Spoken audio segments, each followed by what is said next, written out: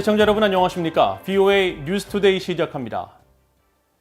미국 대선 승리를 선언한 바이든 전 부통령은 영국과 프랑스 등 6개국 정상들과 전화통화를 했다고 밝혔습니다. 도널드 트럼프 대통령의 불복 입장에 대해서는 자신도 당황스럽다며 대화를 요구했습니다.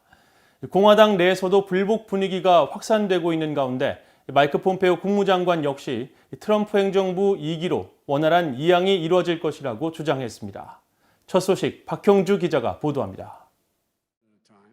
지난 주말 대선 승리를 선언하고 인수위원회 자문단 발족 등 차기 정부 준비를 본격화하고 있는 민주당의 조 바이든 전 부통령은 10일 기자회견을 통해 영국과 프랑스, 독일, 캐나다, 아일랜드 등 6개국 정상들과 통화를 하면서 미국이 돌아왔다는 메시지를 전했다고 밝혔습니다. I've had the opportunity to speak with now 6 world leaders, and the response has been very fulsome, energetic. The reception and welcome we've gotten around the world from our allies and our friends has been real. 대선 불복 입장의 트럼프 대통령에 대한 질문에 대해서는 당황스러운 일이라며 트럼프 대통령에게 대화를 요구했습니다. Have you tried to reach out at all to the president? And if he is watching right now, what would you say to him? Mr. President, look forward to speaking with you. 앞서 바이든 전 부통령 측은 연방조달청이 승리를 공식 인정하지 않고 인수위원회 가동을 위한 지원을 하지 않자 법적 대응을 검토할 수 있다고 밝힌 상황입니다.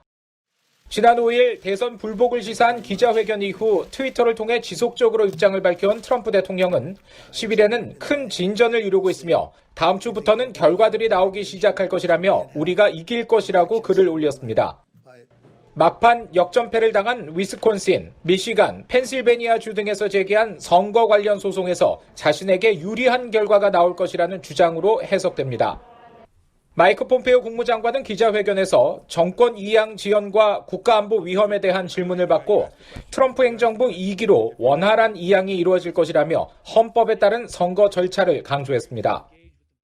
There will be a smooth transition to a second Trump administration. We're going to count all the votes. When the process is complete, there'll be electors selected. There's a process. The Constitution lays it out pretty clearly. 마이크 펜스 부통령 역시 전날 자신의 트위터를 통해 끝날 때까지 끝난 게 아니다며 트럼프 대통령은 우리를 위해 싸우는 것을 멈추지 않을 것이라고 말했습니다. 미치 매코넬 공화당 상원 대표도 상원 연설에서 트럼프 대통령의 소송전을 지지하는 발언을 했습니다. And President Trump is 100% within his rights to look into allegations of irregularities and weigh his legal options.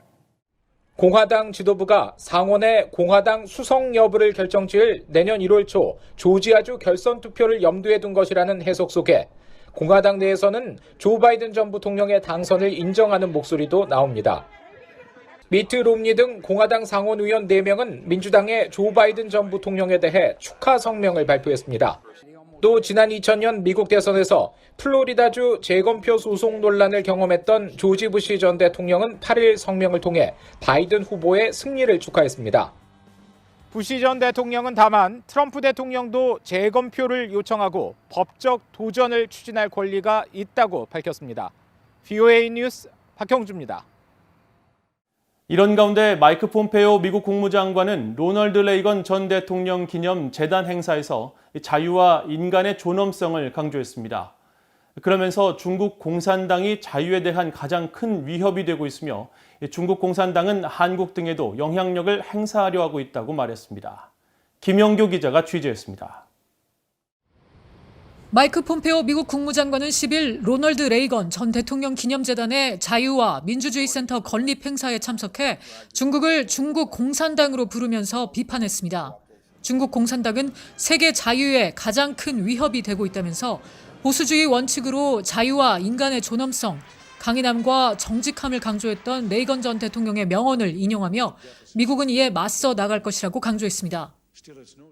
Those pillars of strength and candor are also the foundation for America's policy towards the world's number one threat to freedom today, the Chinese Communist Party. 폼페오 장관은 그러면서 미국은 오랫동안 중국 정권이 골칫거리라는 사실을 무시해왔지만 이제는 그 정체를 밝히게 됐다고 말했습니다. Showed what it is. It is authoritarian. It is brutish and is antithetical to human dignity and freedom. 폼페오 장관은 이어 중국이 다른 나라들에게 미치려는 영향력을 지적했습니다.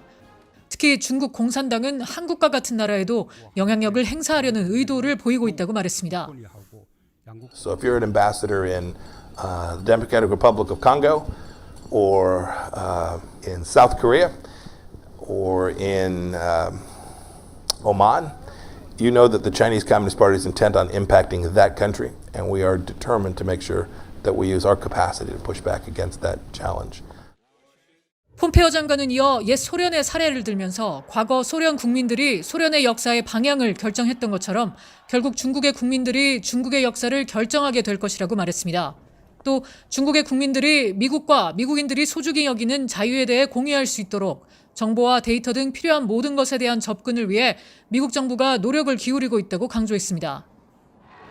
폼페오 장관은 그러면서 보수주의 가치관을 현실 정치에 반영한 로널드 레이건 전 대통령의 자유와 개인의 자율성, 인간의 존엄성 발언을 상기시키면서 그것은 한 사람 한 사람마다 영혼에 담겨있는 갈망이라고 강조했습니다. VOA 뉴스 김현경입니다. UN 해비타트, UN 인간 정주 계획은 10일 2020 세계 도시 보고서를 통해 북한 주민 1,612만 명이 평양 등 도시에 살고 있다고 추정했습니다. 이는 한국의 도시 거주 인구 비율 81.4%와 비교해 19%포인트 낮은 수치이며 세계 평균인 56.2%와 아시아 지역 평균 51.1%보다는 높습니다. 이와 관련해 제롬 소바주 전 유엔 개발계획 평양사무소장은 10일 VOA에 석탄 등을 보유한 북한은 1950년대에서 60년대 농촌보다 산업 중심국으로 여겨져 왔으며 1980년대 들어 산업화와 농촌 기계화에 따라 도시 거주율이 점증했다고 말했습니다. 소바주 전 사무소장은 그러나 북한은 도농 지역 간에는 빈곤 격차뿐 아니라 전기와 수도, 의료 수준 차가 매우 큰 문제가 있다면서 북한 내 지방 산모 사망률과 어린이 저체중률은 도시 지역보다 3배 이상 높다고 지적했습니다. 북한의 식량 불안정 상황에 대한 우려가 여전하며 신종 코로나 바이러스 사태로 인해 식량 안보가 더 큰 위협을 받고 있다고 유엔 산하 기구들이 지적했습니다. 유엔 산하 세계 식량 계획 WFP와 식량 농업 기구 FAO는 최근 발표한 전 세계 국가들의 식량 안보 상황을 평가한 공동 보고서에서 신종 코로나 바이러스 감염증 사태 여파로 북한이 국경을 봉쇄하면서 이로 인한 경제적 제약이 북한 주민들의 식량 불안정과 취약성을 더욱 증대시켰다고 설명했습니다. 또 올해 잦은 폭우와 홍수, 태풍 등 자연재해가 잇따르면서 식량 불안이 북한 내 주민들 사이에 만연해 있다고 덧붙였습니다. 보고서는 또 아프리카의 나이지리아와 부르키나파소, 남수단을 비롯해 중동의 예멘 등 4개국을 심각한 식량 불안정을 겪고 있는 기근 경보 국가로 지정했으며 북한은 경보 국가 지정을 위한 충분한 정보가 없어 지정에서 제외됐다고 밝혔습니다. 한국군이 잠수함 발사 탄도미사일 SLBM의 수직 발사대를 탑재한 3,000톤급 중형 잠수함을 4년 만에 진수했다고 밝혔습니다.